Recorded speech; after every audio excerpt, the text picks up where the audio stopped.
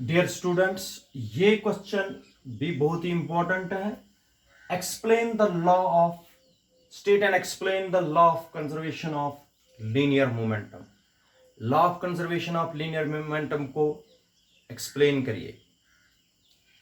मैं आप लोगों को फिर से बताता हूं, इस क्वेश्चन को समझने से पहले आइसोलेटेड सिस्टम देख लीजिए बेटा क्या होता है। A system on which no external force acts is called isolated system. एक सिस्टम जिस पर कोई एक्सटर्नल फोर्स हम एक्ट नहीं कराएंगे, that system we called as isolated system. देख लीजिए statement, law of conservation of linear momentum. दो स्टेटमेंट इसमें बताता हूं। According to the law of conservation of linear momentum, the total linear momentum of an isolated system, total linear momentum of an isolated system remains constant। यह है definition statement बेटा। फिर से बताता हूं, according to the law of conservation of linear momentum, the total linear momentum of an isolated system remains constant. जो total linear momentum है एक आइसोलेटेड सिस्टम का, वो हमेशा कांस्टेंट रहता है, याद रखिए। तो दूसरी डेफिनेशन, और it also states that the total linear momentum of a system, isolated अगर नहीं बोलोगे, आप सिस्टम बोलोगे, तो total linear momentum of a system will remain constant if net external force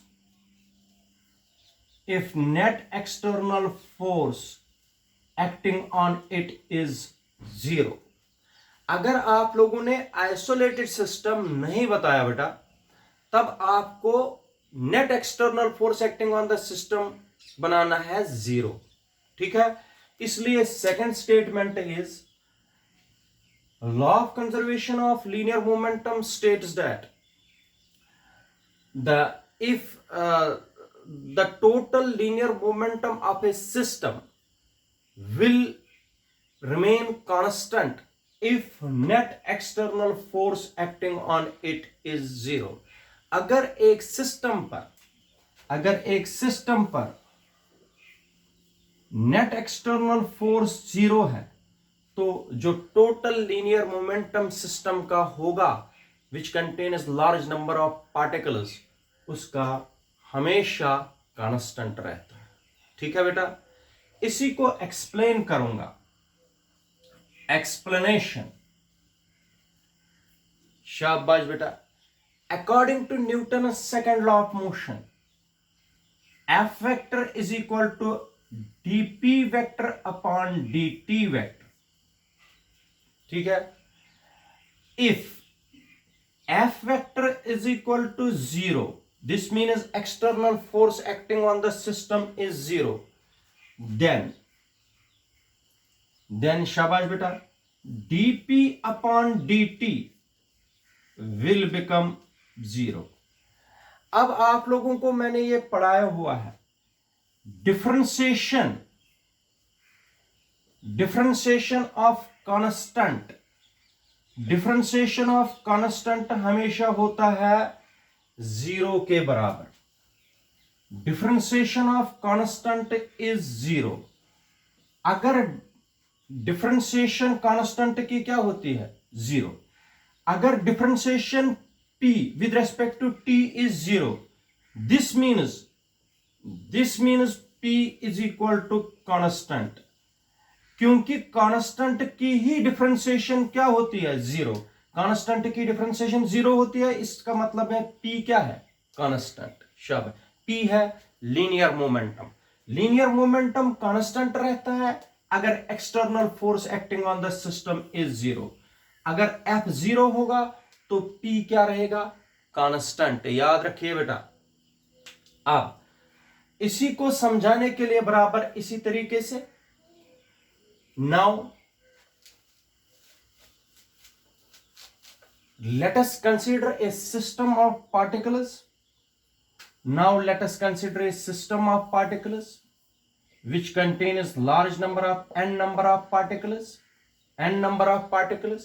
Let p1 vector, p2 vector, p3 vector and pn vector. Let us consider a system which contains n number of particles. ठीक है बेटा, ठीक है। Let p1 vector comma p2 vector so on pn vector be the linear momentum of first, second, third and nth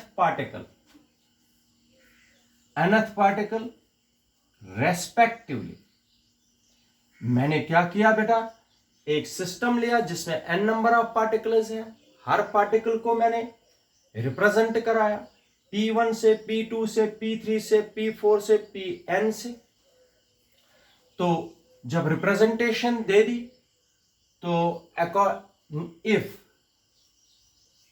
f external, suppose f external be the external force acting on the system, it is the external force। ठीक है बेटा, जरा आप लोग मुझे बता दीजिए the total linear momentum of the system, total linear momentum of the system will be p vector is equal to p1 plus p2 plus p3 plus so on, हो गया pn वेक्टर। ये हो गया total linear momentum of the system. Total linear momentum of the system will be p1 p2 plus p3 p4। शाबाश। F है external force according to Newton's second law. Newton's second law लगा दीजिए, शाबाश बेटा, बराबर वैसे ही जैसे पहले लगाया था। F external is equal to dp upon dt। p किसके बराबर हो गया, d अपॉन dt ऑफ, शाबाश, p1 plus p2 plus so on up to pn। ठीक है बेटा, ठीक है। इफ f एक्सटर्नल, अगर f एक्सटर्नल हम रखेंगे किसके बराबर बेटा, 0, ये सारा क्या बन जाएगा, d upon D T of p1 plus p2 plus so on up to pn, ये बन जाएगा बेटा 0। इससे पहले मैंने बताया डिफरेंशिएशन जिस क्वांटिटी का 0 होता है वो क्वांटिटी होती है कांस्टेंट। डिफरेंशिएशन किसकी 0 होती है, डिफरेंशिएशन कांस्टेंट की 0 होती है। This implies that p1 plus p2 plus so on pn is equal to constant. क्योंकि डिफरेंशिएशन जिसकी 0 होती है वो टर्म होती है कांस्टेंट, इसका मतलब ये वाली टर्म कांस्टेंट है। और this is the total linear momentum of the system. It is the total linear momentum of the system will remain constant if net external force acting on the system is 0. अगर external force acting on the system 0 है तो इन सभी particles का linear momentum क्या रहता है, constant. This is law of conservation of linear momentum. If net external force acting on the system is 0, then the total linear momentum of the system will be constant। ठीक है बेटा, this is law of conservation of linear momentum।